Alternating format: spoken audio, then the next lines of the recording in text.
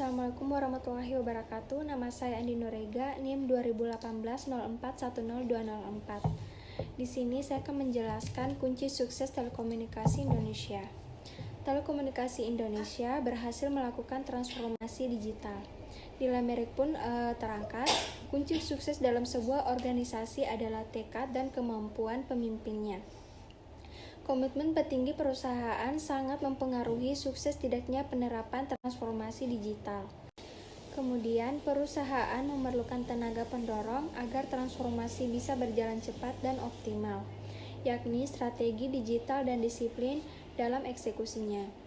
Dimulai dari komitmen pemimpin, lalu dijalankan dengan strategi yang tepat, maka akan muncul budaya baru yakni kultur digital.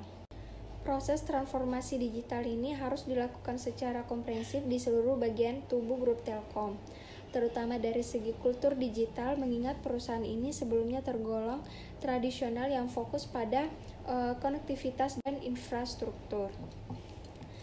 Mungkin cukup dari saya, akan dilanjutkan oleh teman saya. Terima kasih. Nah, kunci sukses IndiHome selain memberikan transformasi digital adalah IndiHome selalu mengembangkan dan memberikan kepuasan kepada pelanggan. Kebanyakan orang saat ini bergantung pada kebutuhan jaringan internet yang cepat. Dengan jaringan internet yang cepat ini akan memberikan nilai kepuasan kepada pelanggan sendiri. Karena dengan melakukan atau memberikan internet yang cepat, memberikan kemudahan kepada pelanggan. Nah, kebanyakan orang saat ini bergantung pada kebutuhan jaringan internet yang cepat untuk melakukan segala aktivitasnya. Bahkan segala aktivitas sekarang seperti bekerja atau work from home, sekarang kan pandemi juga, dan waktu sekolah juga sekarang menggunakan jaringan internet. Dan IndiHome ini membuat suatu terobosan menawarkan berbagai jasa layanan komunikasi dan data internet. Selain itu, IndiHome juga memberikan layanan seperti televisi, telekomunikasi, dan lain-lainnya. IndiHome juga memberikan layanan internet yang cepat, termasuk WiFi ini, untuk memanjakan para pelanggannya. Dengan memberikan servis yang baik kepada pelanggan, akan memberikan value tersendiri bagi IndiHome, sehingga akan memiliki pelanggan yang setia dan tentunya akan memajukan perusahaan ini. Terima kasih. Nama saya Maranda Devita, NIM 2019-041-0223. Di sini saya akan menjelaskan mengenai hambatan di perusahaan PT Telekomunikasi Indonesia atau IndiHome dan juga mengenai action plan-nya. Nah, untuk hambatannya sendiri, yang pertama itu ada jaringan lemot atau jaringan jelek. Ini sangat sering terjadi di IndiHome. Itu sangat membuat rugi para konsumen karena bisa mengganggu pekerjaan mereka, ataupun sekarang di masa pandemi ini contohnya itu menjadi hal yang cukup merugikan untuk dipakai sekolah atau kerja dan lain-lain. Dan hambatan tersebut itu bisa terjadi dikarenakan server down atau kabel putus dan lain-lain. Nah, untuk yang kedua adalah pemasangan instalasi IndiHome-nya. Banyak daerah-daerah yang masih belum bisa untuk memasangnya dikarenakan bisa jadi ada yang belum ada tower ataupun tiang-tiang untuk instalasi servernya. Jadi masih banyak daerah yang cukup banyak gitu yang belum bisa memasangnya gitu. Dikarenakan itu tadi masih sempit jangkauannya. Bisa jadi dikarenakan belum ada tower, terus belum ada tiangnya dan lain-lain. Untuk action plan sendiri itu sebelum saya menjelaskan di action plan, saya mau ngasih tahu juga hambatan di masa pandemi ini. Di masa pandemi ini ada juga hambatan-hambatan, contohnya di pemasangan instalasi di zona-zona merah, karena itu sangat terbatas dan itu sangat merugikan sekali untuk IndiHome. Karena untuk zona merah sendiri itu ada pembatasan daerah gitu kan, jadinya itu sangat merugikan IndiHome sekali karena tidak bisa memasangnya gitu. Itu bisa merugikan IndiHome-nya. Dan untuk customer-nya juga gitu.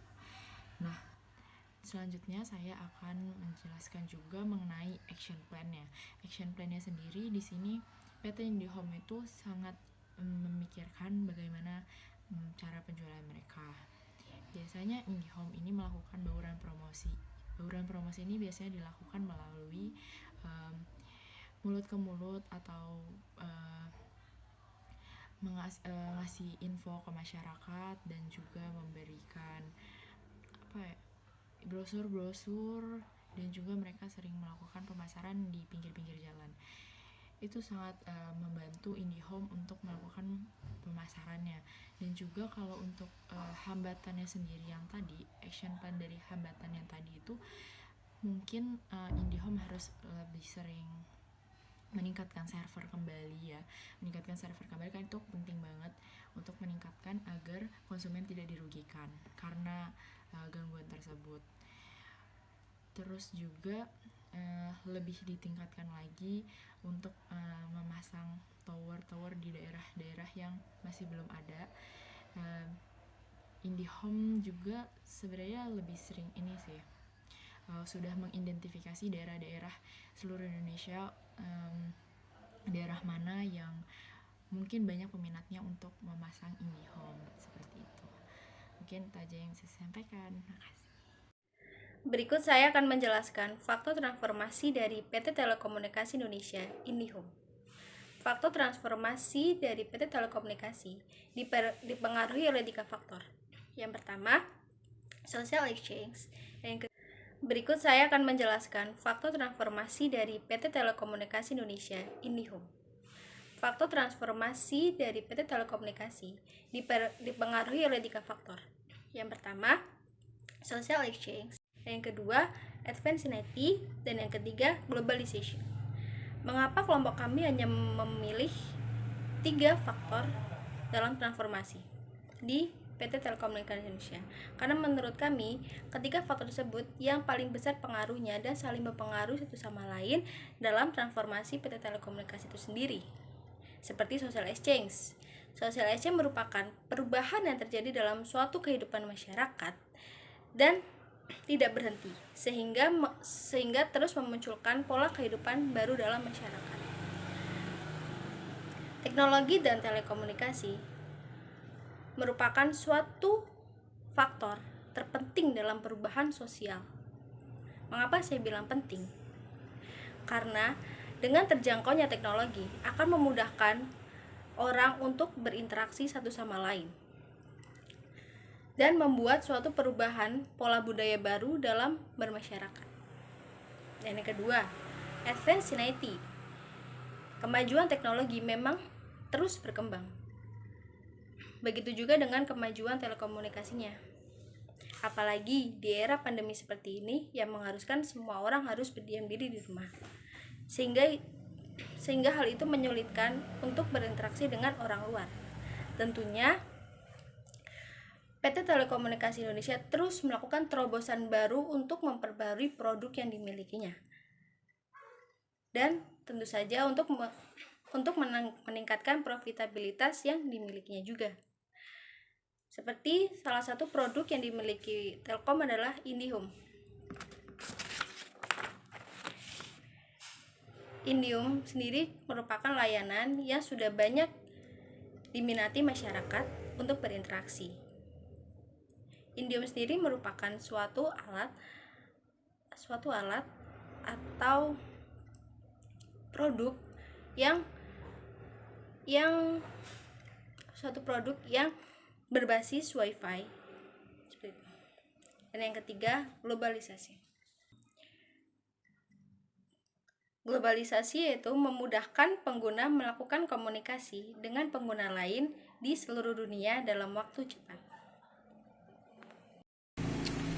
Oke, saya di sini akan menjelaskan tentang soal nomor 4, menjelaskan sedikit tentang Indonesia Digital Home atau sebagian besar orang menyebutnya IndiHome. IndiHome adalah suatu produk layanan dari PT Telekomunikasi Indonesia berupa paket layanan komunikasi dan data seperti telepon rumah, internet on fiber atau high speed, dan layanan TV interaktif seperti UCTV kabel, IPTV. Karena penawaran inilah Telkom memberi label IndiHome sebagai 3 layanan dalam satu paket atau sering disebut paket 3-in-1. Karena selain internet, pelanggan juga bisa mendapatkan layanan TV berbayar dan saluran telepon. Paket IndiHome juga dilengkapi dengan konten seperti UCTV kabel, IPTV. Karena penawaran inilah Telkom memberi label IndiHome sebagai 3 layanan dalam satu paket atau sering disebut paket 3-in-1. Karena selain internet, pelanggan juga bisa mendapatkan layanan TV berbayar dan saluran telepon.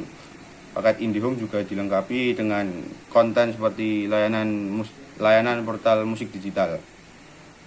Lalu alasan kelompok kami memilih PT IndiHome adalah karena di masa pandemik ini sebagian orang diharuskan untuk WFH atau daring, yang artinya semua orang membutuhkan koneksi internet untuk melakukan komunikasi.